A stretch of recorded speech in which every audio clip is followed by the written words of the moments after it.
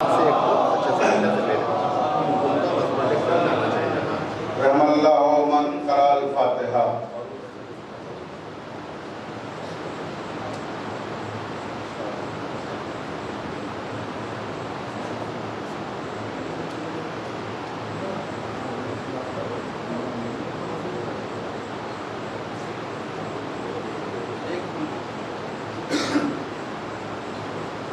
لا حول ولا قوة إلا بالله العلي العظيم.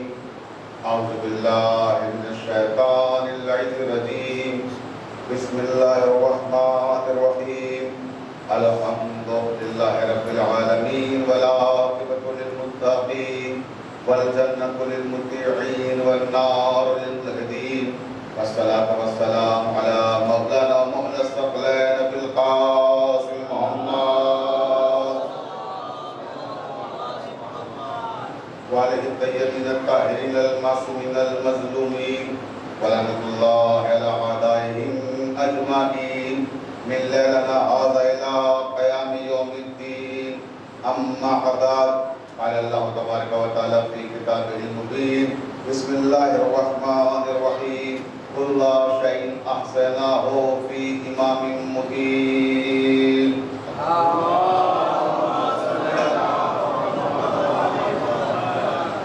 پہلے تو آمداد سے گزارش ہے کہ تھوڑا تھوڑا آگے آ جائیں، قریب ہو جائیں تاکہ بعد والوں کو ضرورت نہ ہو. صلوات پڑھتے ہوئے قریب آ جائیں. آجو سامنے آجائیے، سب خالی جگہ درمیان میں سب.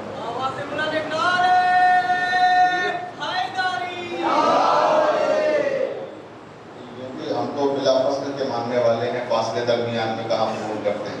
بلند ترین صلوات پڑھیں ہم والے.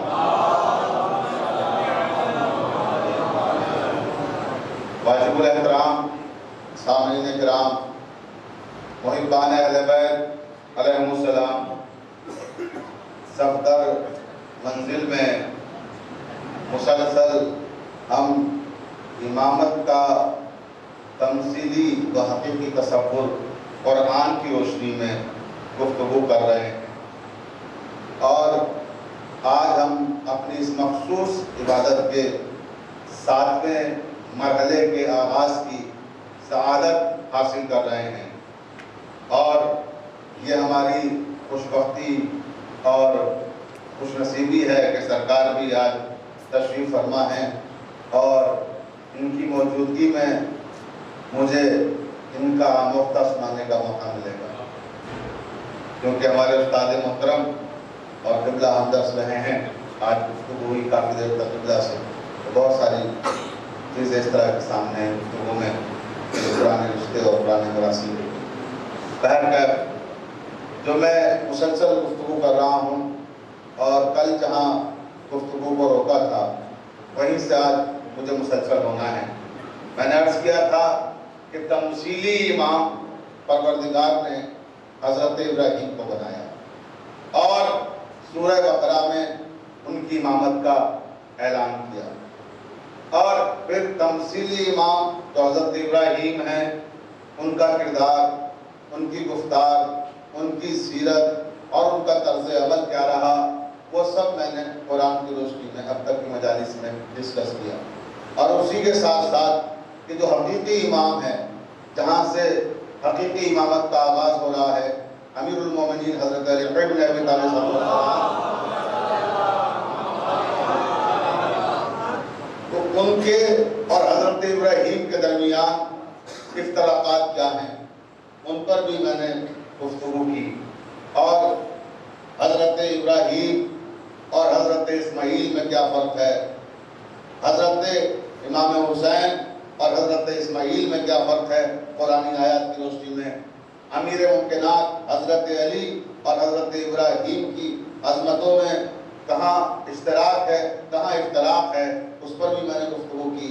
حضرت آدم علیہ السلام کے تعلق سے بھی گفتگو کی کہ حضرت آدم اور حضرت امام حسین کے درمیان کہاں اشتراک ہے، کہاں اختلاف ہے. توجہ چاہتا ہوں. تو اس طرح مختلف انبیاء کے حوالے سے بھی گفتگو جاری ہے، اور اہل بیت علیہ السلام کا تذکرہ بھی جاری ہے. تو اس موقع پہ مجھے کسی کلاسیکل شاعر کا ایک شعر یاد آ رہا ہے کہ یہ حسین ابن علی کی مجلسوں کا فیض ہے. یہ حسین ابن علی کی مجلسوں کا فیض ہے، انبیاء کا تذکرہ بھی بالائے منبر آ گیا، توجہ ہے نا؟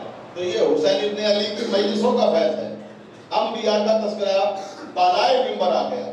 تو یہ مجلسیں جو امام حسین علیہ السلام کی مجلسیں ہیں، یہ جو ادائے امام حسین ہے، دراصل یہ تقسیم علم کا وسیلہ ہے۔ اور اہل بیت علیہ السلام کی جو سیرت ہے، میں مسلسل فضائل و مناقب کے ساتھ ساتھ سیرت بھی پیش کر رہا ہوں تاکہ نوجوانوں کے اندر تبدیلی بھی آئے، تغیر بھی آئے۔ صرف یہ نہ ہو کہ تاریخ اسلام سنیں، تفسیر قرآن سنیں، بلکہ اس کے ساتھ ساتھ ہمارے جو اماموں کی سیرت رہی ہے وہ سیرت بھی سنیں اور اس سیرت کو اپنی زندگی کا حصہ بھی بنائیں۔ صلوات پڑھ دیں محمد والے محمد۔ اب عزیزان محترم، سوال یہ پیدا ہوتا ہے کہ جب قرآن مجید میں تمثیلی امامت کا اعلان کیا گیا کہ اگر پروردگار عالم نے حضرت ابراہیم کو امامت عطا کی جو کہ تمثیلی امامت ہے، تو پھر جو حقیقی امامت ہے اس کا اعلان بھی قرآن میں ہونا چاہیے، یعنی امام علی کی امامت کا اعلان بھی قرآن میں ہونا چاہیے۔ جب وہاں اعلان ہوا کہ وَإِذِ ابْتَلَىٰ إِبْرَاهِيمَ رَبُّهُ بِكَلِمَاتٍ فَأَتَمَّهُنَّ قَالَ إِنِّي جَاعِلُكَ لِلنَّاسِ إِمَامًا قَالَ وَمِن ذُرِّيَّتِي قَالَ لَا يَنَالُ عَهْدِي الظَّالِمِينَ۔ تو جب وہاں امامت سونپی گئی تو اعلان کیا گیا کہ ہم نے ابراہیم کو لوگوں کا امام بنایا۔ تو جب ابراہیم لوگوں کے امام بنے تو بالاعلان بنے، تو علی کی امامت اگر آئی تو اس کا بھی تو اعلان ہونا چاہیے۔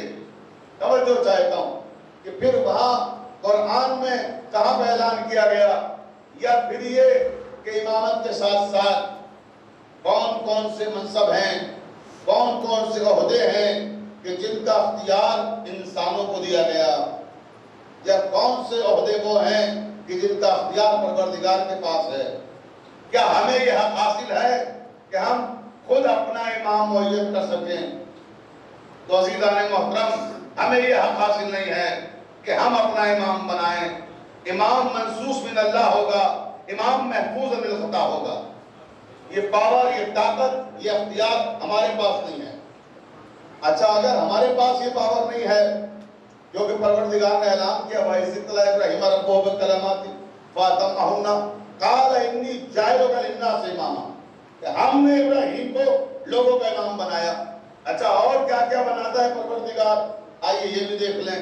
تو سورہ بقرہ میں ارشاد فرمایا کہ وَإِذْ قَالَ رَبُّكَ لِلْمَلَائِكَةِ إِنِّي جَاعِلٌ فِي الْأَرْضِ خَلِيفَةً، کہ ہم نے آدم کو روئے زمین پر خلیفہ بنایا۔ تو معلوم ہوا کہ امام اللہ بناتا ہے، خلیفہ اللہ بناتا ہے۔ پھر اعلان کیا سورہ سعد میں جا کر کہ یا داؤد انا جعلناک خلیفۃ فی الارض، اے داؤد ہم نے تمہیں روئے زمین پر خلیفہ بنایا ہے۔ تو یعنی پھر اس کی مزید تائید کی جا رہی ہے کہ خلافت بھی لوگوں کے اختیار میں نہیں ہے، وہ بھی الہی عہدہ ہے کہ اللہ جسے چاہتا ہے اسے خلیفہ بناتا ہے۔ تو امام اللہ بناتا ہے، خلیفہ اللہ بناتا ہے۔ اے میرے پروردگار، اور کون سا عہدہ ہے جو تیرے اختیار میں ہے؟ تو کہا وَلَقَدْ آتَيْنَا مُوسَى الْكِتَابَ وَجَعَلْنَا مَعَهُ أَخَاهُ هَارُونَ وَزِيرًا۔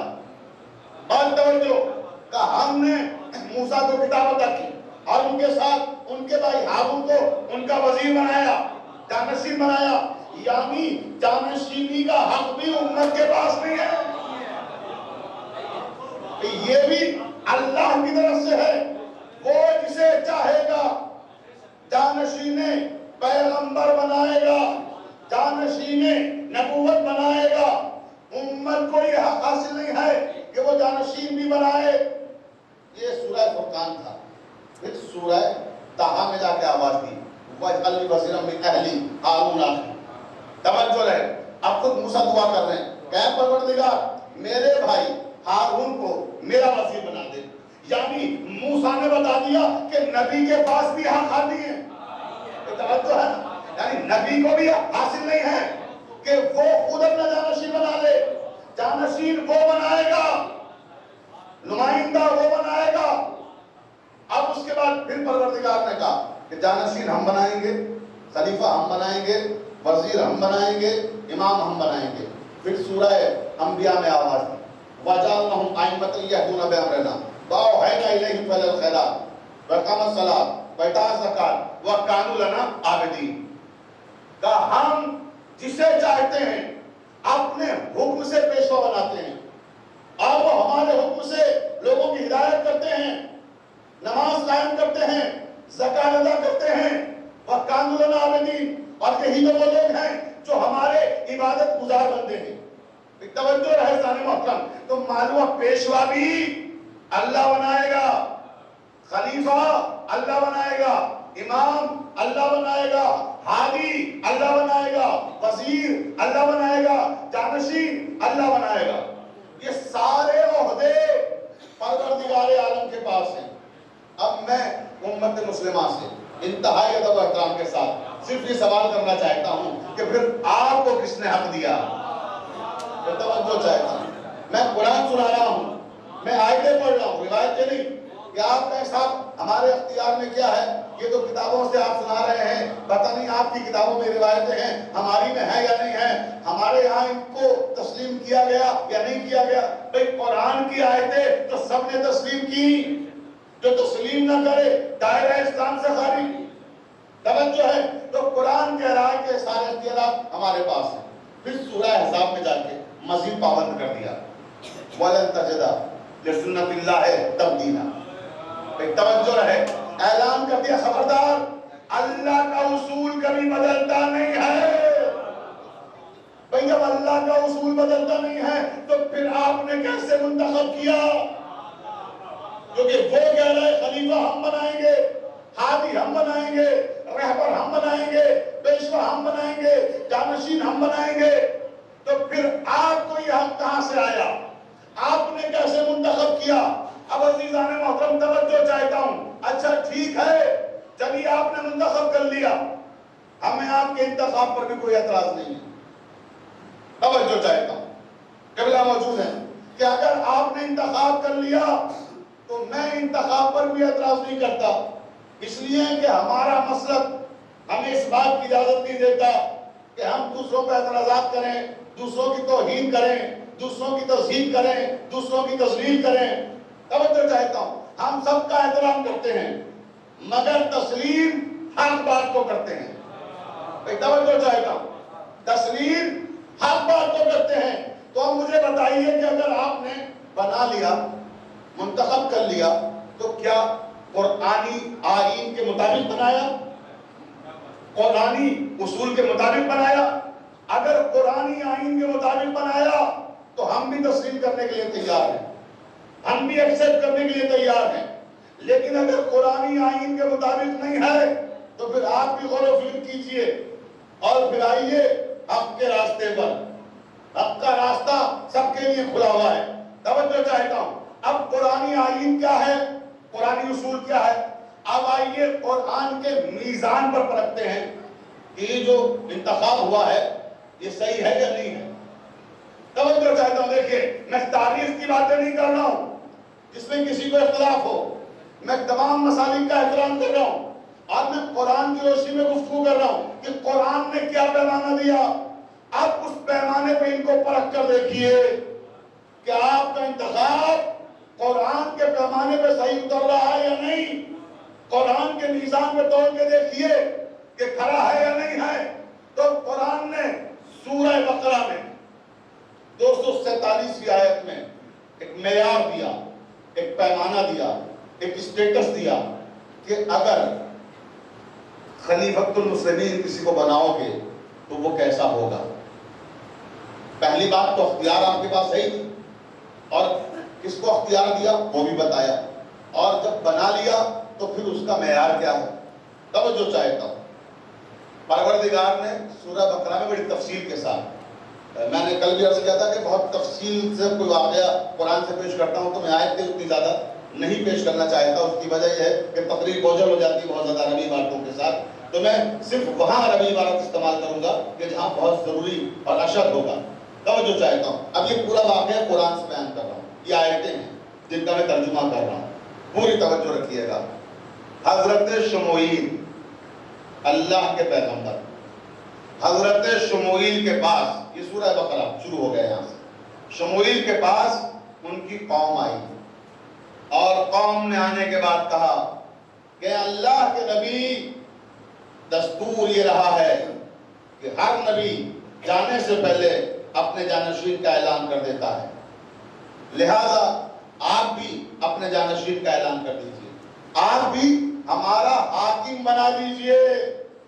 بھئی آج تک بہت سے لوگ یہ نہ سمجھ پائے کہ من کنت مولا ہو فہذا علی مولا، یعنی مولا کے معنی کیا ہیں؟ کسی نے کہا دوست ہیں، کسی نے کہا داماد ہیں، کسی نے کہا بھائی ہے، کمال ہے۔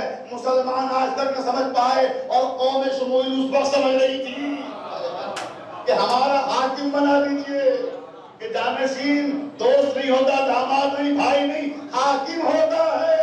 خراب پر دے محمد علیہ محمد کا۔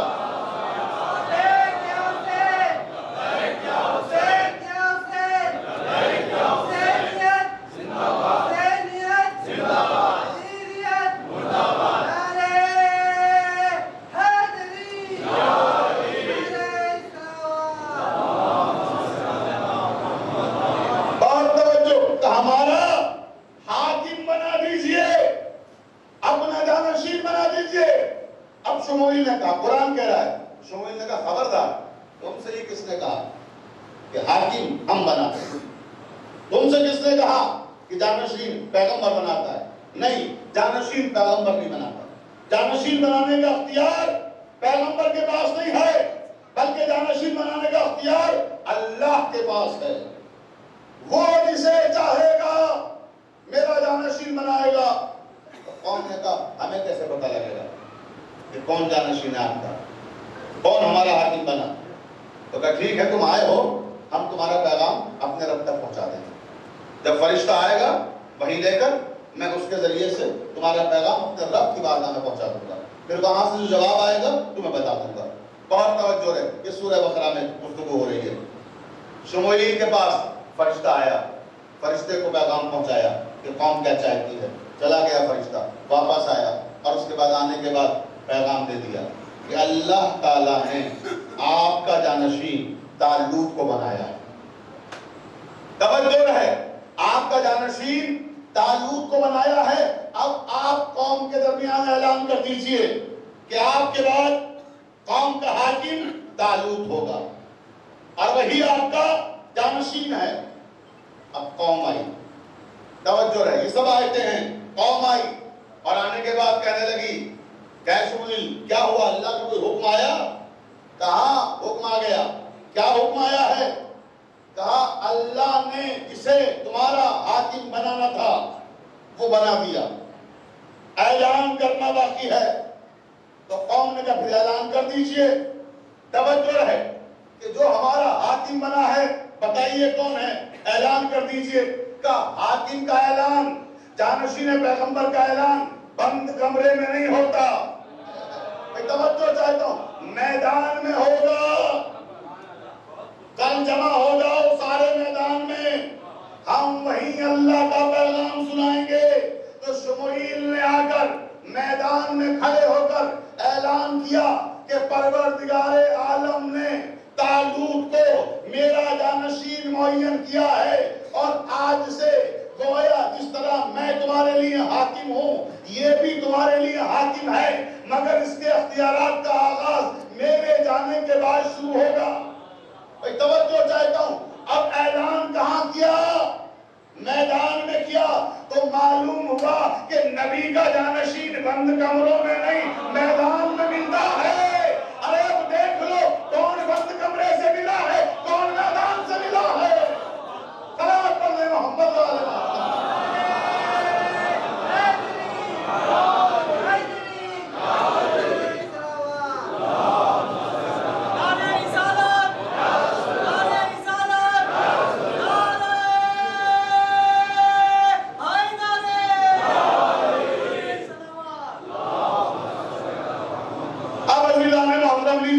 اعلان ہو گیا، مگر کچھ معترضین بھی سامنے آ گئے۔ قرآن کہتا ہے کہ لوگوں نے اعتراض کرنا شروع کر دیا۔ بھئی آپ کیا سمجھتے ہیں کہ امام علی کی ولایت پہ اعتراض کیا لوگوں نے؟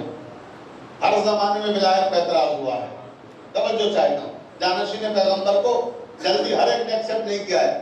اب یہاں جو گفتگو ہے قرآن مجید میں جناب شموئیل اور ان کی قوم کے درمیان، وہ بڑی منطقی گفتگو ہے. ان کا جو اعتراض ہے انہیں جواب چاہیے، منطقی چاہیے. جواب برائے جواب نہیں کہ آپ ایسی تسلی دینے کے لیے کہہ دیں. وہ کہتے ہیں منطق سے جواب کو، لاجک بتاؤ کہ ان کو کیوں بنایا گیا ہے. توجہ چاہتا ہوں، بہت توجہ سے کہہ رہے ہیں، ان کا مجمع ہے. اب ساری قوم نے جیسے انہوں نے اعلان کیا تعلق کا، تو کچھ لوگ کھڑے ہو گئے اس میں، اور وہ عام طبقہ نہیں تھا، وہ قوم کا دانشور طبقہ تھا. توجہ رہے، اہل علم تھے، وہ بڑے لکھے لوگ تھے جنہوں نے اعتراض کیا تھا. اور انہوں نے کہا کہ اے شموئیل، ہم یہ جاننا چاہتے ہیں کہ طالوت کو کس بنیاد پر آپ کا جانشین بنایا گیا ہے اور ہمارا حاکم بنایا گیا ہے. وہ کون سے اسباب ہیں، وہ کون سے ریزنز ہیں جس کی وجہ سے انہیں بنایا گیا، ہمیں نہیں بنایا گیا. ایک توجہ رہے بھئی، ہمیں کیوں نہیں بنایا؟ انہوں نے سوال کیا کہ ہم بھی تو چاہتے تھے کہ آپ کے جانشین بنے.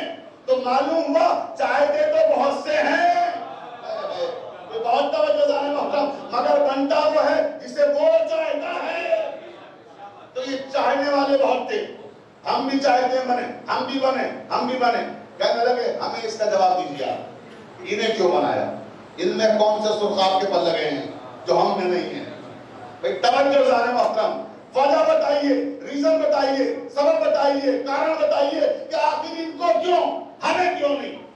ان سے زیادہ دولت ہمارے پاس. اب دیکھیے مقابلہ شروع. کہیں سے زیادہ دولت ہمارے پاس، ان سے زیادہ تلواریں چمکتی ہوئی ہمارے پاس، لشکر ہمارے پاس، فوجیں ہمارے پاس، اقتدار ہمارے پاس، زمین جائیداد ہمارے پاس. آخر یہ کیوں؟ ایک توجہ. اور وہ بھی وہ، یہ لفظ ہے قرآن کے، آخر وہ بھی کیوں کہ جسے فارغ البالی تک نصیب نہیں ہے. یعنی جو انہیں جملہ اخراجات بھی پوری طرح اٹھانے کی صلاحیت نہیں رکھتا، اسے ہمارا حاکم بنایا جا رہا ہے. کہ جو دولتوں میں ڈوبے ہوئے لوگ ہیں، جن کے پاس اقتدار ہے، جن کے پاس اختیار ہے، ان کا حاکم ایسا کیوں؟ بھئی توجہ رہے. اب قرآن نے نظام دیا، اصول دیا، وجہ بتائی کہ کیوں. تمہارے پاس اقتدار ہے، دولت ہے، زمین ہے، جائیداد ہے، حویلیاں ہیں، لشکر ہیں، فوجیں ہیں، اسلحے ہیں، سب کچھ ہے، مگر تمہاری موجودگی میں اسے کیوں بنا رہے ہیں؟ اب وجہ سنیے. قال ان اللہ اصطفیٰ علیکم وزادہ بسطۃ فی العلم والجسم. توجہ سے محترم، اب قرآن نے معیار دیا، اصول بتایا کہ سنو، تم سب میں ہم نے طالوت کو اس لیے چنا ہے کیونکہ پوری قوم میں یہ سب سے بڑے عالم ہیں، سب سے بڑے بہادر ہیں. دو بنیادیں ہیں، علم اور شجاعت، کہ پوری قوم میں سب سے بڑا عالم طالوت ہے، پوری قوم میں سب سے زیادہ بہادر طالوت ہے. تو معلوم ہوا کہ جانشین پیغمبر قرآن کی روشنی میں وہ بنے گا جو سب سے بڑا عالم ہو. جان کے سنیے، میں کیا کر رہا ہوں، جو سب سے بڑا عالم ہو، جو سب سے بڑا بہادر ہو. اب ہم مسلمانوں سے کچھ نہیں کہتے، اتنی درخواست کرتے ہیں کہ وفات پیغمبر کے بعد دیکھ لو سب سے بڑا عالم کون ہے، سب سے بڑا بہادر کون ہے. صلوات پڑھ لیں محمد والے محمد.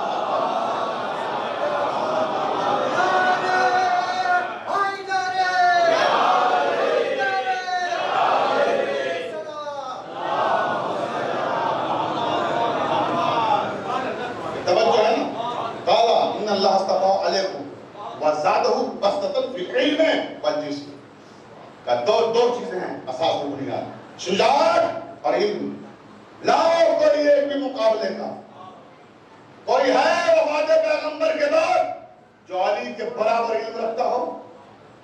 کوئی ہے وفات پیغمبر کے بعد جو علی کے برابر شجاع ہو، جس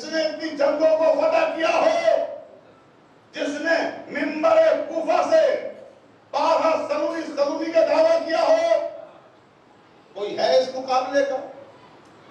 علم کا عالم یہ ہے کہ وَمَنْ عِنْدَهُ عِلْمُ الْكِتَابِ کہہ کے قرآن مہر لگا رہا ہے، اور شجاعت کا عالم یہ ہے کہ کانہم بنیان مرصوص کہہ کر قرآن کی آیت علی کا طواف کر رہے ہیں۔ تو کوئی ہے اس مقابلے کا؟ اور عزیزان محترم، بس یہی میں امت سے درخواست کرنا چاہتا ہوں کہ آپ ہماری بات نہ مانیں، کم سے کم قرآن کے آئین کو، قرآن کے اصول کو ذہن میں رکھیں۔ میں اپنے تمام مسلمان بھائیوں سے صرف یہی درخواست کرتا ہوں کہ قرآن کے اصول دیکھیں، قرآن کے آئین دیکھیں، قرآن کے ضابطے دیکھیں۔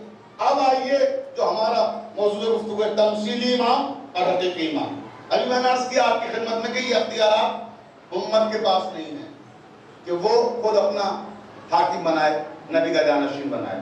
یہ قرآن طے کرے گا، قرآن نے کہہ دیا اللہ طے کرے گا، اللہ کے پاس یہ اختیار ہے۔ اب تمثیلی امام کا اعلان قرآن میں ہوا، میں نے کل بہت ساری آیات اس حوالے سے پیش کی تھی، اور اب آئیے آپ حقیقی امام کی طرف کہ حقیقی امام کا اعلان قرآن میں کہا، وہ بھی تو ہونا چاہیے نا۔ جیسے تمثیلی امام کا اعلان ہے تو امام علی جہاں سے امامت کا آغاز ہو رہا ہے اور پورا سلسلہ امامت کا جاری ہوگا، ان کی امامت کا اعلان کہاں ہے؟ تو پروردگار عالم نے ان کی امامت کے اعلان کے لیے قرآن مجید کے 36ویں سورے کا انتخاب کیا۔ ولایت کے حوالے سے تو بہت ساری آیات آپ اکثر سماعت فرماتے رہتے ہیں، انما ولیکم اللہ ورسولہ والذین آمنوا الذین یقیمون الصلاۃ ویؤتون الزکاۃ وهم راکعون، یا ایھا الرسول بلغ یا اليوم، بہت ساری آیات اس حوالے سے۔ لیکن امامت کا اعلان کہاں ہوا؟ قرآن مجید کے 36ویں سورے میں ہوا۔ 36واں سورہ کون سا ہے؟ سورہ یاسین۔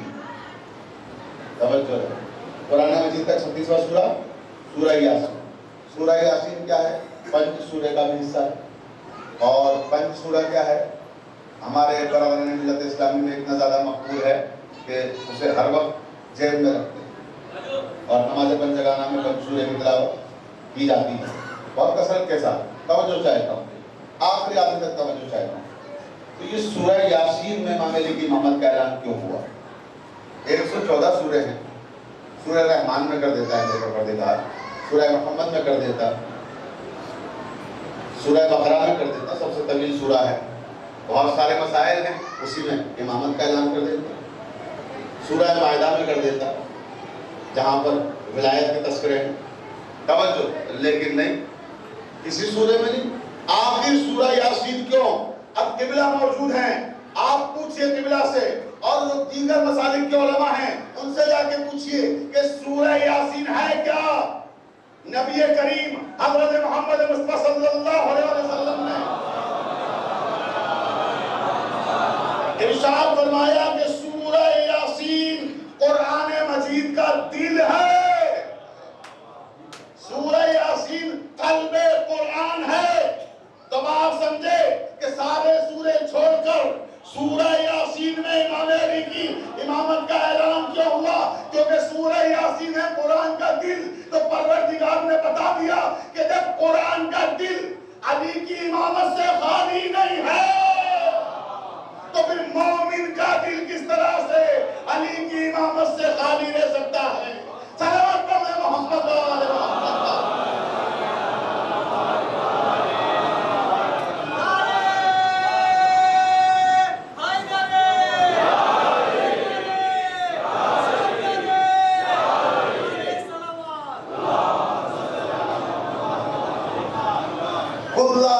احسنہو فی امام مبین۔ یہی ہے نا آیہ مبارکہ جو ہماری گفتگو کا مرکز ہے، محور ہے، کہ ہم نے ہر شے کا ایسا امام مبین میں قرار دیا۔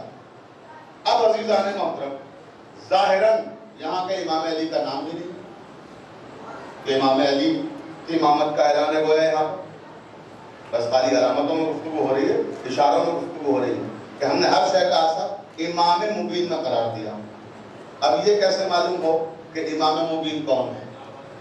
میں توجہ چاہتا ہوں، ہم اس مسئلے میں شکر گزار ہیں اپنے برادران اسلامی کے، ان بزرگوں کے جنہیں اصحاب مبشرہ کہا جاتا ہے۔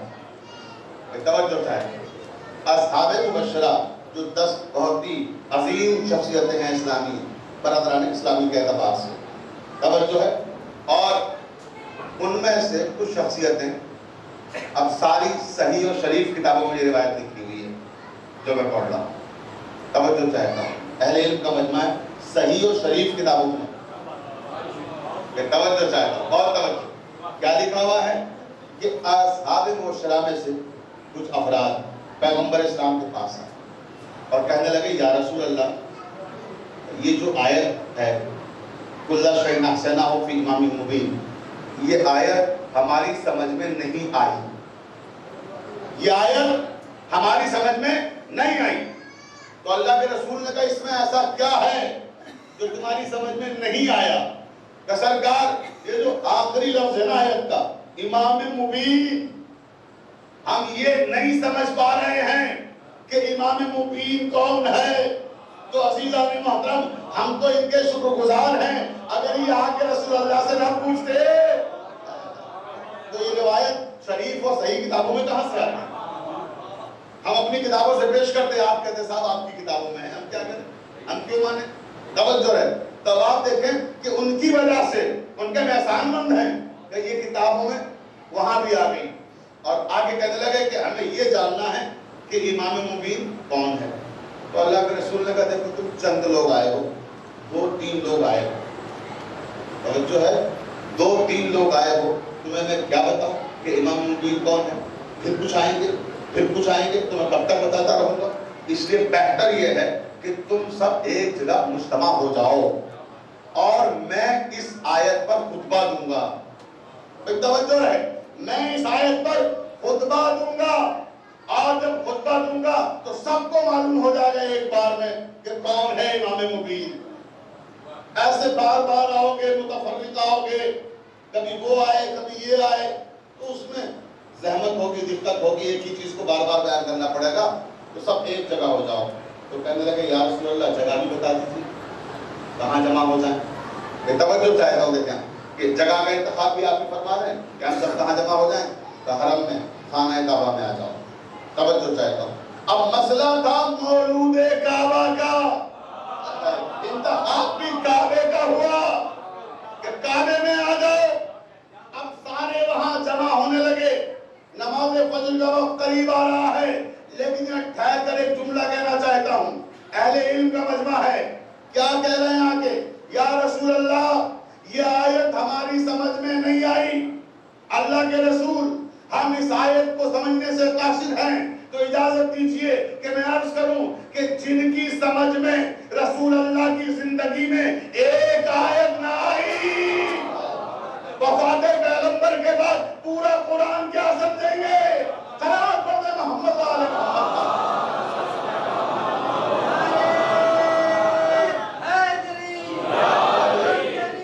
سب مل کے بولے جواب دیں.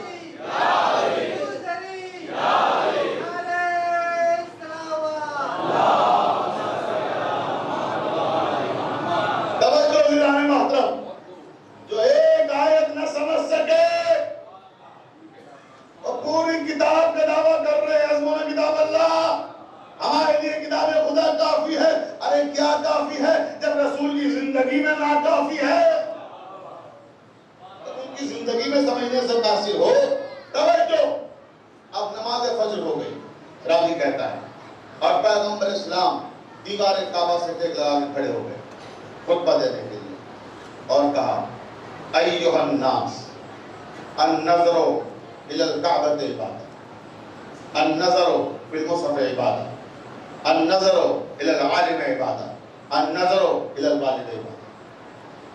ابھی یہ نبی کریم کا خطبہ جاری تھا کہ ایک شخص کھڑا ہو گیا درمیان میں اور کہنے لگا یا رسول اللہ اول انجیل، کیا امام مبین سے مراد انجیل ہے؟ اللہ کے رسول نے کہا لا نہیں، بیٹھ جاؤ. تو دوسرا کھڑا ہو گیا یا رسول اللہ ہوت توریت، تو اللہ کے نبی نے کہا لا نہیں، تم بھی بیٹھ جاؤ.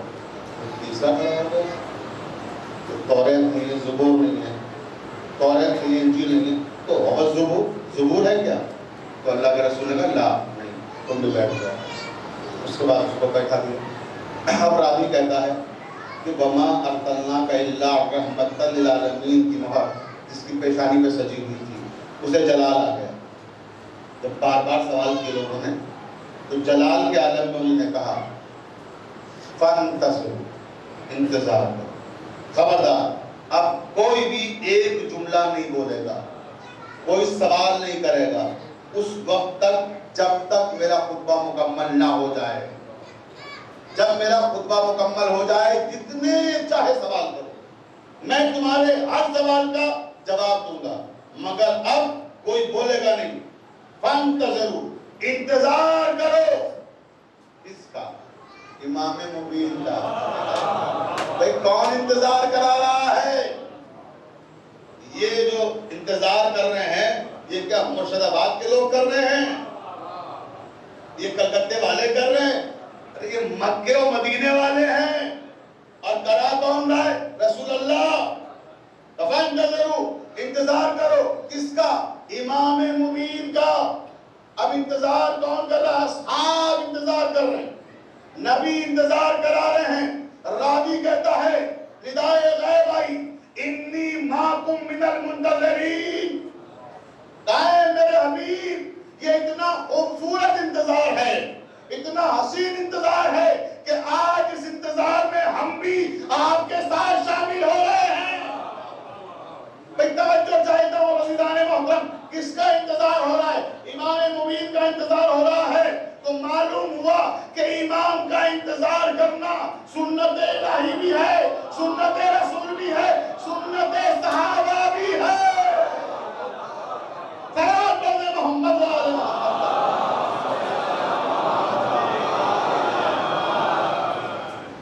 سب انتظار کر رہے ہیں۔ اب خطبہ جاری ہے پیغمبر اسلام کا۔ اچانک پیغمبر اسلام کہتے ہیں انظروا، ادھر دیکھو۔ سارا مجمع ادھر دیکھنے لگتا ہے جدھر نبی اشارہ کرتے ہیں، دروازے کی طرف، صدر دروازے کی طرف نبی کریم نے اشارہ کیا انظروا، ادھر دیکھو۔ سب کی گردنیں اس طرف گھوم گئی، سب کی نگاہوں کا مرکز وہ شخصیت بن گئی جو اس دروازے سے نمودار ہونے والی ہے۔ ابھی تک یہ ساری نظریں کس کے اوپر تھی؟ رسول کے اوپر۔ یعنی رسول نے پیغام دے دیا کہ جب مجھ سے تمہاری نظریں ہٹیں تو پھر امام مبین پہ جا کے ٹھہر جائیں۔ توجہ چاہتا ہوں، انظروا، ادھر دیکھو۔ اب جو ادھر دیکھا تو کیا دیکھا؟ رئیس قریش، سردار مکہ، بیضت البلد، نگاہ خان محمد مصطفیٰ، سرکار ابو طالب کے فرزند، امیر ممکنات، غالب علی کل غالب، علی ابن ابی طالب آ رہے ہیں۔ اب جو علی کو دیکھا آتے ہوئے پیغمبر نے ارشاد فرمایا هو الامام الذی صلی فی کل شیء۔ دیکھو یہ ہے وہ امام جس میں اللہ نے ہر شے کا احاطہ قرار دیا ہے۔ یا علی میرے قریب آئیے، بہت توجہ، علی قریب آئیے، قریب آئیے۔ سارا مجمع بیٹھا ہوا ہے، علی قریب آ گئے، بالکل بازو سے بازو مل گیا، اتنا قریب آئے۔ اس کے بعد کہا یا معاشر الناس، اے لوگوں، میں نے تم سے کیا کہا تھا یاد ہے تھوڑی دیر پہلے؟ النظر الی الکعبۃ عبادۃ، کعبے کی طرف دیکھنا عبادت ہے۔ النظر علی وجہ علی ابن ابی طالب عبادۃ، جیسے کعبے کی طرف دیکھنا عبادت ہے، اب یاد رکھنا ایسے ہی علی کی طرف دیکھنا عبادت ہے۔ کیوں؟ هو الامام الذی اللہ فی کل شیء، یہی تو وہ ہے نا جس میں ہر شے کا احساس پروردگار نے قرار دیا ہے۔ اور سنو میں نے کیا کہا تھا تھوڑی دیر پہلے تم سے، النظر فی المصحف عبادۃ، قرآن کی طرف دیکھنا عبادت ہے۔ پھر علی کو قریب کیا، شانے پہ ہاتھ رکھا، یا علی مثلک کمثل القرآن، اے علی تمہاری مثال قرآن کے جیسی ہے۔ جیسے قرآن کو پڑھنا عبادت، قرآن کو سننا عبادت، قرآن کو دیکھنا عبادت، ویسے ہی تمہارا ذکر کرنا عبادت، ذکر سننا عبادت، اور تمہیں دیکھنا عبادت۔ پھر کہا کہ میں نے تم سے یہ بھی تو کہا تھا النظر الی عالم عبادت، عالم کی طرف دیکھنا عبادت ہے۔ تو انا مدینہ العلم والی البابها، میں شہر علم ہوں اور یہ علی اس کا دروازہ ہے۔ پھر کہا میں نے تم سے یہ بھی تو کہا تھا کہ النظر الی الوالد عبادت، والد کی طرف دیکھنا عبادت ہے.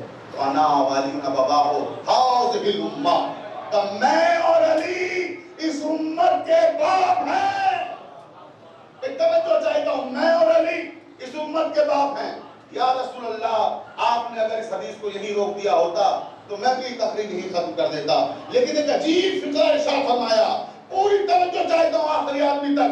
کہنے لگے سنو، اگر تم کعبے کی طرف دیکھو گے تو والد کی طرف نہیں دیکھ سکتے، والد کی طرف دیکھو گے تو قرآن کی طرف نہیں دیکھ سکتے، قرآن کی طرف دیکھو گے تو عالم کی طرف نہیں دیکھ سکتے.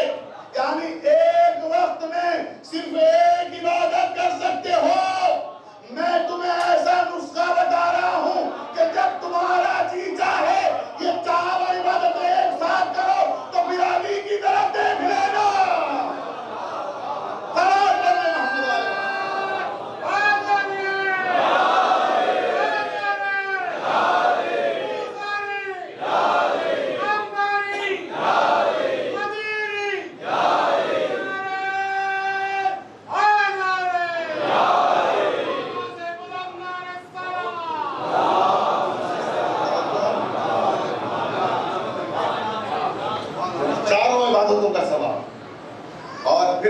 محترم، میں اکثر مجلسوں میں کہتا ہوں اس بات کو کہ یہ جو محبت اہل بیت ہے، یہ جو عشق علی ہے، اس کا تعلق مسلک سے نہیں ہے. آپ سنی مسلمان ہیں، آپ شیعہ مسلمان ہیں، آپ حنفی ہیں، شافعی ہیں، مالکی ہیں، دیوبندی ہیں، اہل حدیث ہیں، کسی بھی مسلک سے ہوں، یہاں مسلک کی قیدی نہیں ہے. عشق اہل بیت کے لیے، محبت اہل بیت کے لیے مسلک نہیں چاہیے. خیال رہے کہ اہل بیت سے محبت کرنے کے لیے شیعہ ہونا ضروری نہیں ہے.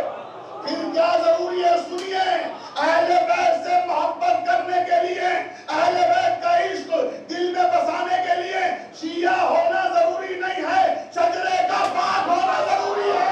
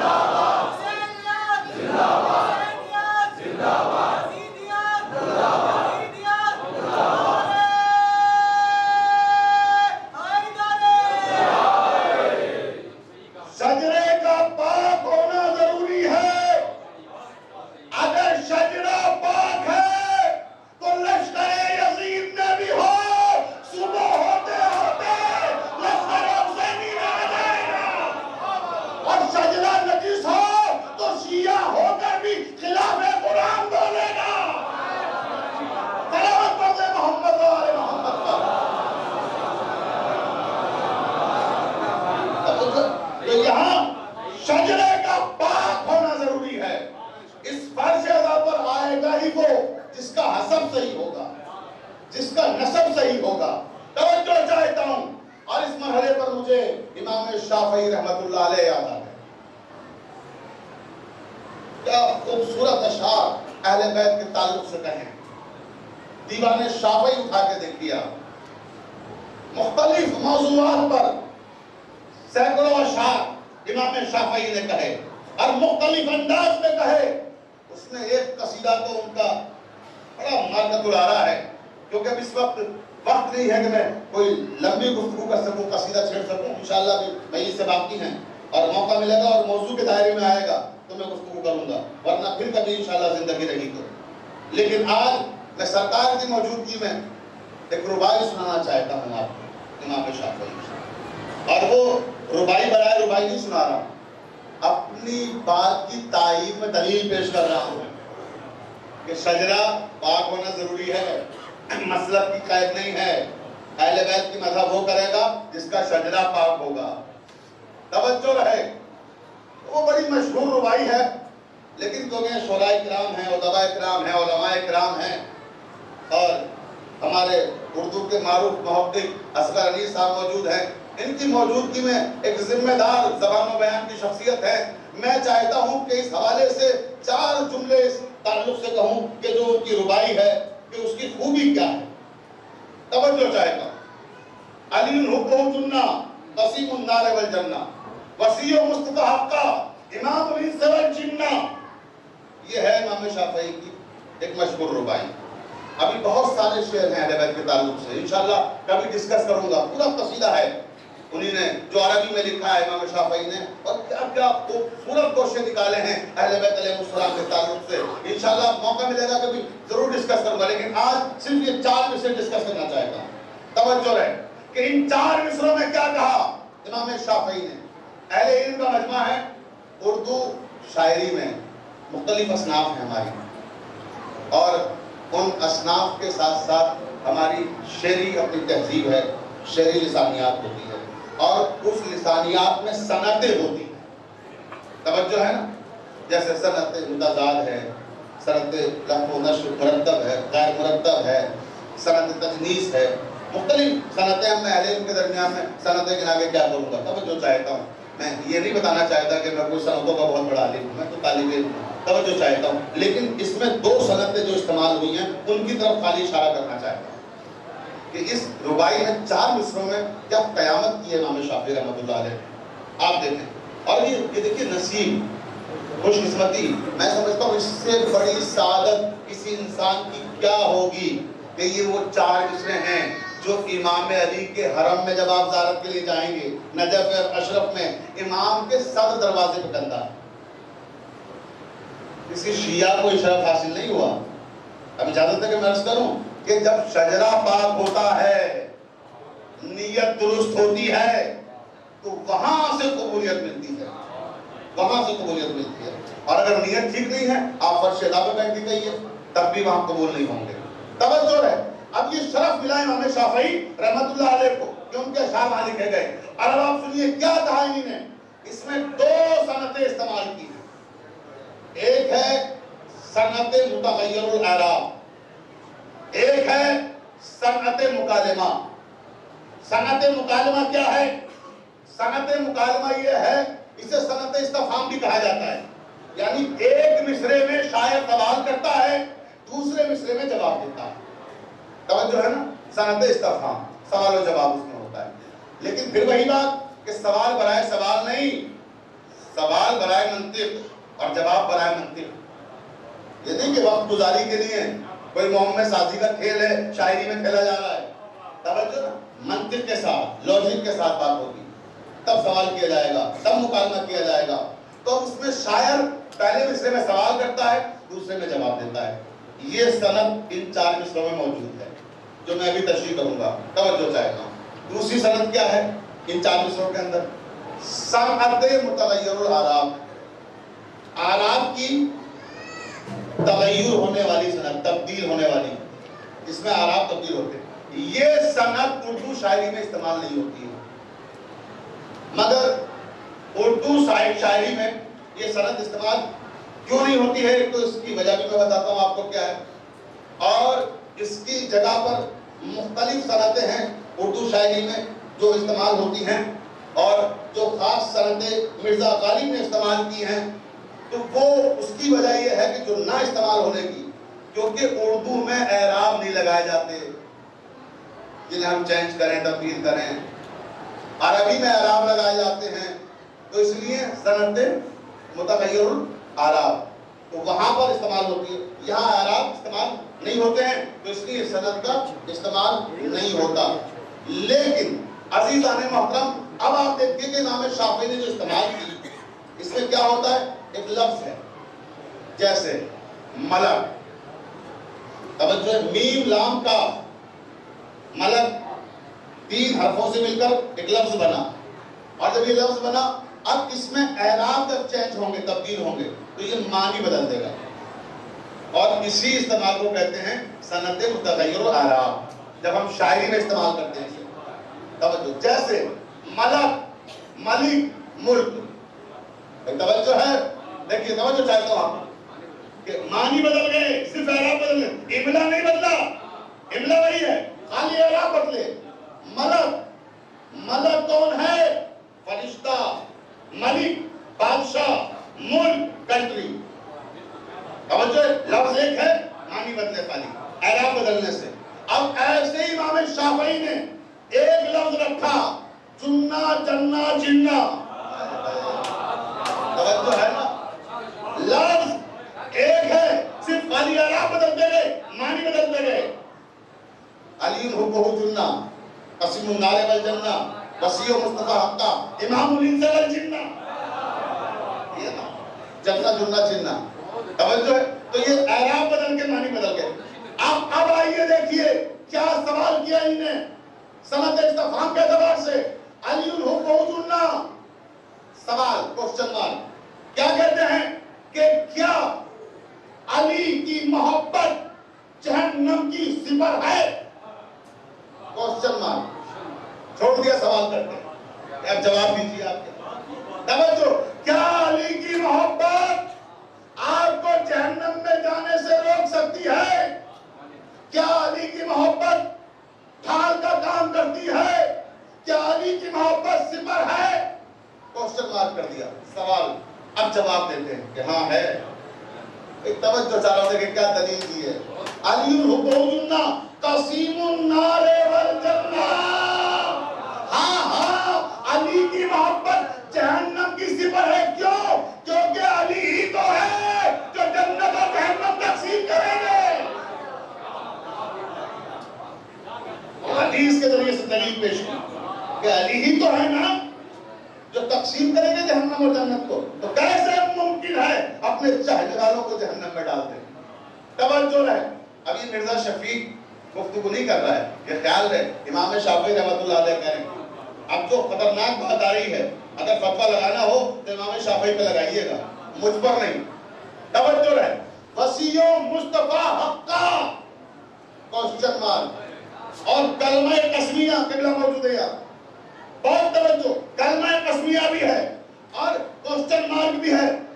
کیا کہتے ہیں؟ وسیع مصطفیٰ حقہ، کیا صحیح معنی میں علی مصطفیٰ کے جانشین ہیں؟ سوال کر کے چھوڑ دیا، سوال کر کے چھوڑ دیا. کیا سوال کیا؟ وسیع مصطفیٰ حقہ، کیا صحیح معنی میں علی جانشین پیغمبر ہیں؟ اگر اجازت دیں تو میں امام شافعی کے سوال پہ سوال قائم کروں. امام شافعی نے کہا کہ کیا صحیح معنی میں علی جانشین پیغمبر ہیں؟ اس کا مطلب یہ ہے کہ جب امام شافعی نے کہا صحیح معنی میں، اس کا مطلب کچھ غلط معنی میں بھی ہے. جو چاہو کچھ غلط معنی میں بھی بنے بیٹھے ہیں. تبھی تو شافعی کہہ رہے ہیں کہ صحیح معنی میں کیا علی جانشین پیغمبر ہیں؟ اب جواب سنیے، امام الانس والجنہ. یہ منطقی جواب دیا کہ ہاں علی ہی صحیح معنی میں جانشین پیغمبر ہیں. کیوں؟ کیونکہ یہ امام الانس والجنہ، یہ انسانوں کے بھی امام ہیں اور جنات کے بھی امام ہیں.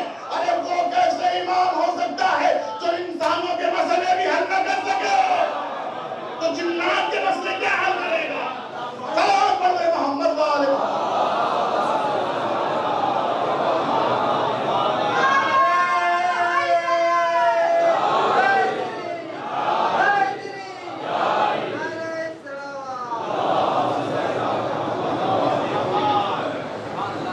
توجہ ہے نا. دیکھیں امام شافعی کہہ رہے ہیں کہ وسیع مصطفیٰ حقہ امام الانس والجنہ. کیوں؟ کیونکہ رسول ہے، رسول الثقلین. اور ثقلین کے ایک معنی یہ بھی ہوتے ہیں کہ جو انسانوں اور جنات کا رسول ہو. تو جب رسول انسانوں اور جنات کا ہے تو جو امام ہوگا وہ بھی انسانوں اور جنات کا امام ہوگا. اور اب عزیزان محترم دیکھیے، دلیل دیکھیے کہ انسانوں اور جنات کا امام ہو، انسانوں اور جنات کا امام ہو. میں کبھی دوسرے مسلک پر اعتراض نہیں کرتا. میں نے ابھی پہلے بھی یہ بات کہی تھی، میں بزرگ شخصیات پر اعتراض نہیں کرتا. مجھے حق کیا ہے کہ میں کسی پہ اعتراض کروں، مگر ہاں میں اپنی بات ضرور کہوں گا. مجھے اتنا حق حاصل ہے کہ میں اپنا نظریہ، اپنی آئیڈیالوجی پیش کر سکوں. توجہ چاہتا ہوں تو دیکھیں، امام حقیقی امام اور تمثیلی امام کے حوالے سے گفتگو اب یہاں تک آ گئی کہ امام جو حقیقی ہوگا وہ جنات کا بھی امام ہوگا، انسانوں کا امام ہوگا. جو جانشین پیغمبر ہوگا وہ جنات کا بھی اور انسانوں کا بھی حاکم ہوگا. اب وہ حاکم نہیں ہو سکتا کہ جو منبر پہ بیٹھ کے کہے کہ میں پہلے بیٹی سے جا کے پتہ کروں.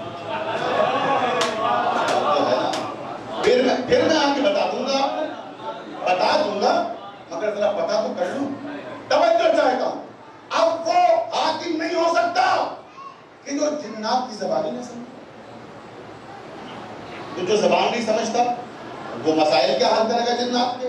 اور جب مسائل نہیں حل کر سکتا تو وہ ان کا حاکم کیسے بنے گا؟ توجہ چاہتا ہوں. اب آپ دیکھیے تاریخ نے عجیب منظر پیش کیا. اب علی سنیے کون ہے جو امام الانس والجنہ ہیں کہ جب انسانوں سے خطاب کرتے ہیں تو منبر کوفہ سے کہتے ہیں سلونی سلونی قبل تفقدونی. جس کا جو دل چاہے پوچھ لے. میں زمین سے زیادہ آسمان کے راستوں کے بارے میں جانتا ہوں. جو پوچھنا ہے پوچھ لو. لوگ پوچھتے رہے بتاتے رہے. یہ انسانوں سے خطاب ہو گیا. اب آئیے جنات. توجہ رہے. مسجد نبوی آپ نے امام علی کے تعلق سے پیغمبر اسلام کی بہت سی حدیثیں سنی ہوں گی جو مسجد نبوی کے ریفرنس سے ہم تک ہیں اور تمام کتابوں میں موجود ہیں. لیکن اب آپ کو مسجد کوفہ لانا ہے مجھے. اور مسجد کوفہ لانے سے پہلے آپ کو خود آپ کے شہر مرشد آباد کے امام باڑے میں پہنچانا ہے. بڑے امام باڑے میں. توجہ ہے. کل میں زیارت کے لیے گیا تھا بڑے امام باڑے میں. میں نے دنیا کے مختلف ممالک میں حدیثیں پڑھی. 1 درجن سے زیادہ ملکوں کا سفر کیا ذکر حسین کے صدقے میں اور مجالس خطاب کی اور ہندوستان اور برصغیر کے مختلف شہروں میں ہند و پاک کے گیا. لیکن وہ چیز میں نے آج تک کہیں نہیں دیکھی جو مرشد آباد میں کل دیکھی. توجہ چاہے. میں نے ہزاروں منبر دیکھے مگر ایسا منبر نہیں دیکھا جیسا مرشد آباد کے بڑے امام باڑے میں ہے. توجہ ہے. کیا ہے؟ منبر کے دونوں طرف اژدہے بنے ہوئے ہیں. ابھی ان اژدہوں کی تاریخ بتانا چاہتا ہوں اپنے نوجوانوں کو کہ جب جاتے ہو بڑے امام باڑے میں دیکھتے ہو کہ دو منبر کے قریب اژدہے بنے ہوئے ہیں, منہ کھولے ہوئے وہ دیکھ رہے ہیں سامنے کی طرف, تو یہ ہے کیا؟ بچوں کے ذہن میں یہ بات تو آئے گی نا کہ منبر سے اژدہے کا کیا تعلق؟ توجہ عزیزان محترم, بزرگوں سے معذرت کے ساتھ اپنے نوجوانوں کے لیے عرض کر رہا ہوں کہ میں نے دنیا میں کسی جگہ بھی منبر پر اژدہے نہیں دیکھے سوائے مرشد آباد کے. کیا تہذیبی روایت کو زندہ کیا ہے مرشد آباد والوں نے. خدا ان بزرگوں کی روحوں پر رحمت نازل فرمائے جنہوں نے منبر بنوایا ہوگا. خدا کی قسم پوری تاریخ کو زندہ کر دیا ہے صرف ایک منبر کے ذریعے سے. اب سنیے مسجد کوفہ, یہ منبر ذہن میں رکھیے جس پہ اژدہے بنے ہوئے ہیں. مسجد کوفہ ہے اور مسجد کوفہ میں منبر والی بیٹھے ہوئے خطبہ دے رہے ہیں امام علی. خطبے کے درمیان ایک اژدہا آ گیا اچانک مسجد میں. جیسے اژدہا آیا لوگوں میں ہنگامہ برپا. کھڑے ہو گئے سارے لوگ. کوئی ادھر بھاگنے لگا کوئی ادھر بھاگنے لگا. امام علی نے کہا تم بھاگ کیوں رہے ہو ادھر ادھر؟ کیا ہوا؟ کہ یا علی اژدہا آ گیا مسجد میں, اژدہا آ گیا. امام نے کہا تم گھبراؤ نہیں, جہاں جو ہے وہیں بیٹھ جائے, اس اژدہے کو راستہ دے دو. توجہ رہے. اس اژدہے کو راستہ دے دو, جو جہاں پر ہے وہیں اپنی جگہ بیٹھ جائے. اب راوی کہتا ہے سارا مجمع جو جہاں تھا وہیں بیٹھ گیا, اژدہے کے لیے راستہ دے دیا. کتنا یقین تھا علی کی بات پر. علی نے کہا تمہیں کچھ نہیں کہے گا, میں تمہاری جانوں کی ضمانت لیتا ہوں, بیٹھ جاؤ اپنی اپنی جگہ. سب اپنی اپنی جگہ بیٹھ گئے. اژدہا آیا, منبر پہ آیا. بہت جاگ کے سنیے گا, توجہ چاہتا ہوں, بس گفتگو ختم ہو رہی ہے. منبر پہ آیا اور امام کے پیروں کے قریب آ کر زانو پہ آیا, زانو سے شانے پہ آیا اور شانے کے پاس آ کے اپنے دہن کو امام کے کان کے قریب لایا اور کچھ گفتگو کی. گفتگو کرنے کے بعد ابھی لوگوں کی سانسیں رکی ہوئی ہیں کہ یہ ہو کیا رہا ہے. توجہ. اژدہا واپس ایسے ہی اترا اور امام نے کہا اس کو راستہ دے دیا, باہر چلا گیا. مسجد کوفہ کی جن لوگوں نے زیارت کی ہے, باب صوبان اسی اژدہے کے نام سے منسوب ہے. جس دروازے سے یہ اژدہا آیا تھا اسے باب ثوبان کہا جاتا ہے، اژدہا والا دروازہ۔ توجہ ہے نا؟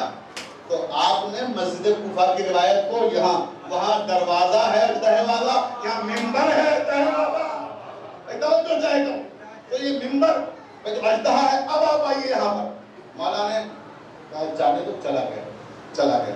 اب سارے لوگ گھبراہٹ، پریشانی، بے قراری، یہ ماجرا کیا تھا، یہ کیا مسئلہ کیا تھا؟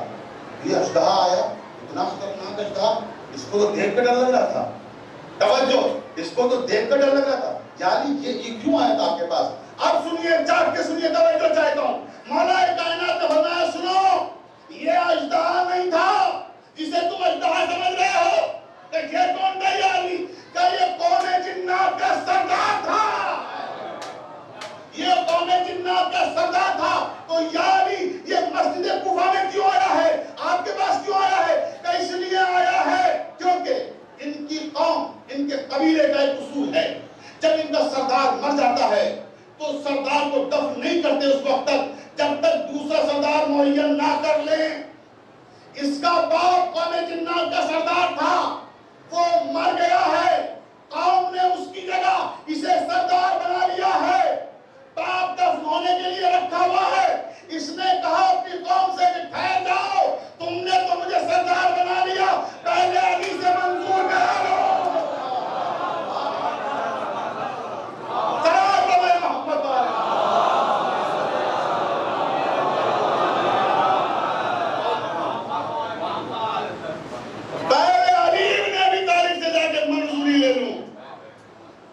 امام الہند سے اگر جنہ ہے وہاں سے تو جا کے سرٹیفکیٹ لے لوں، منظوری لے لوں، اس کے بعد ہی تو سردار بنوں گا۔ توجہ، تو یہاں آیا اور پھر امام کی منظوری لے کر گیا، تب قوم کا سردار بنا۔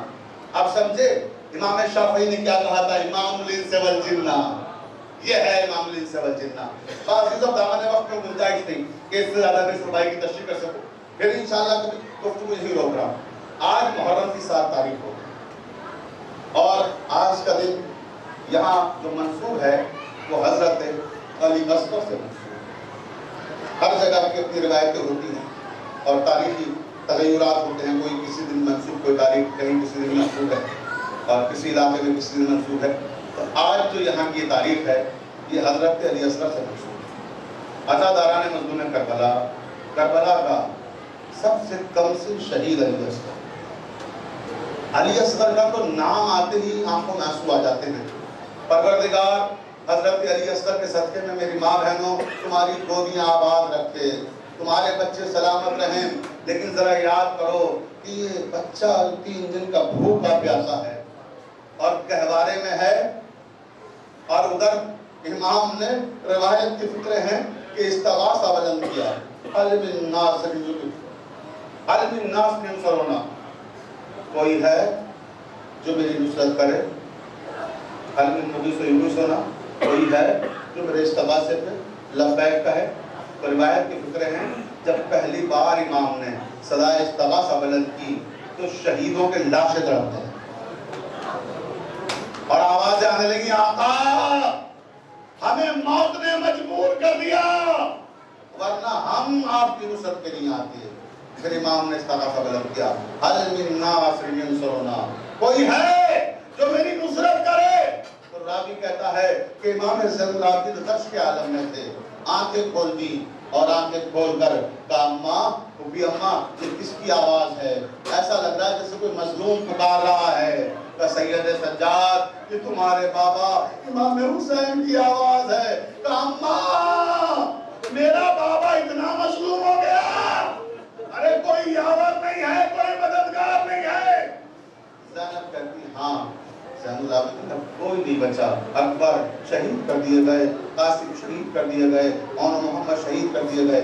تو روایت کے فکرے ہیں کہ امام نے کیونکہ غشت فاقہ ہو چکا ہے عصا کا سہارا لیا اور باہر کی طرف آنے لگے کہ میں اپنے بابا کی نصرت کرنے کے لیے جاؤں گا۔ جیسے ہی در خیمہ پر آئے امام حسین کی نظر پڑی، آواز دی بہن زینب سید سجاد کو اندر لے جاؤ اور نسل امامت سے جاری رہے گی۔ تیسرا استغاثہ جیسے بلند کیا حل من ناصر ینصرنا، کوئی ہے جو میری نصرت کرے، اور جیسے استغاثہ بلند کیا علی اصغر نے خود کو گہوارے سے گرا دیا، خیموں میں شعلہ گریہ بلند ہونے لگا، حسین مقتل سے خیمے کی طرف آئے، کہا بیویوں کیا ہوا، تمہارے رونے کی آوازیں کیوں آ رہی ہیں؟ کہا آقا جب آپ نے استغاثہ بلند کیا ہے، جیسے استغاثہ بلند کیا ویسے ہی اصغر نے خود کو گہوارے سے گرا دیا۔ بلاؤ اصغر 3 دن کا پیاسا ہے، میں اتمام حجت کر لوں، لاؤ علی اصغر کو مقتل میں لے کے جاتا ہوں، اصغر کو مجھے دے دو۔ ام رباب کے پاس فضا آئیں کہ آقا علی اصغر کو منگا رہے ہیں۔ ام رباب نے علی اصغر کو ہاتھوں میں اٹھایا، آقا حسین کے پاس لائیں کہ آقا اصغر حاضر ہے۔ اصغر کو امام نے اپنی آغوش میں لیا، رباب کہتی آقا اگر اجازت ہو تو چند لمحوں کے لیے علی اصغر کو واپس دے دیجئے، آخری بار اپنے بچے کو پیار کر لو، اس کے بعد آقا آپ مقتل میں لے جائیے گا۔ علی اصغر کو لیا، لے کر خیمے کے اندر آئیں۔ اب روایت کی فکریں ہیں کہ علی اصغر کا لباس تبدیل کیا، نیا لباس پہنایا اور کہا اصغر مقتل میں جا رہے ہو،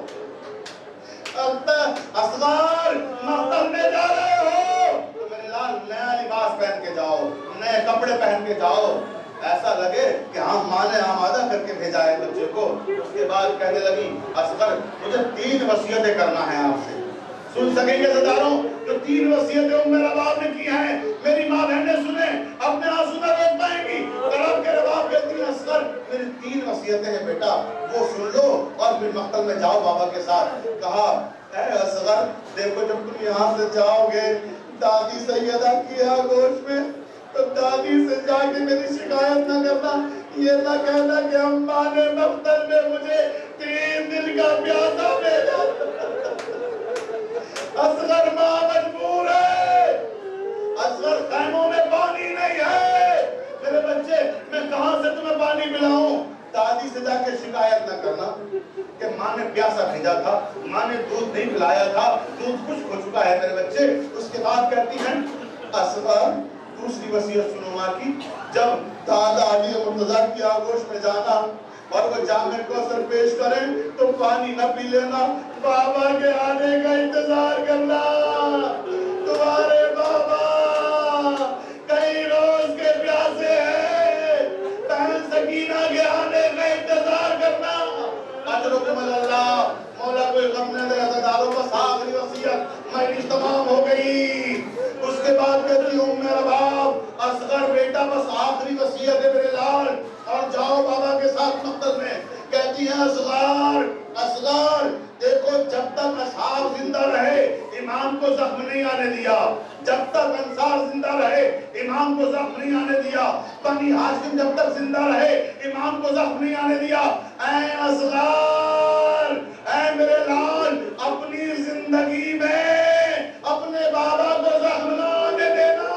ارے جب حرملہ کا تیر چلے تو بلند ہو کر اپنی گردن پہ تیر روک لینا، بابا کے بازو میں نہ پیوست ہونے پائے۔ اجرکم اللہ، مولا کوئی غم نہ دے آپ کو سوائے غم حسین کے۔ بہادر تعالیٰ نے مظلوم کربلا، مجلس تمام ہو گئی۔ آخری فقرہ روایت کی فقرے ہیں کہ امام اصغر کو لے کے مقتل میں آئے اور مقتل میں آ کے سوال آپ کیا، سوال آپ کے جواب میں پانی تو نہ ملا لیکن تیر حرملہ ملا۔ لیکن اب روایت کے فقرے ہیں کہ جب حرملہ کا تیر آ رہا تھا، آخری جملہ مجلس تمام ہو رہی ہے، روایت کے فقرے ہیں جیسے حرملہ کا تیر چلا علی اصغر نے اپنے آپ کو آمادہ کیا، ماں کی وصیت یاد آئی کہ بیٹا جب تک زندہ رہنا بابا کے زخم نہ آنے پائے۔ جیسے ہی تیر قریب آیا اصغر نے بلند ہو کر تیر کو اپنی گردن میں لے لیا، مگر تیر باپ کا بازو چھینتا ہوا نکل گیا۔ اصغر نے تڑپ کے خیمے کی طرف دیکھا کہ اماں مجھے معاف کر دینا، تیر بڑا تھا میری گردن چھوٹی تھی۔ انا للہ و انا الیہ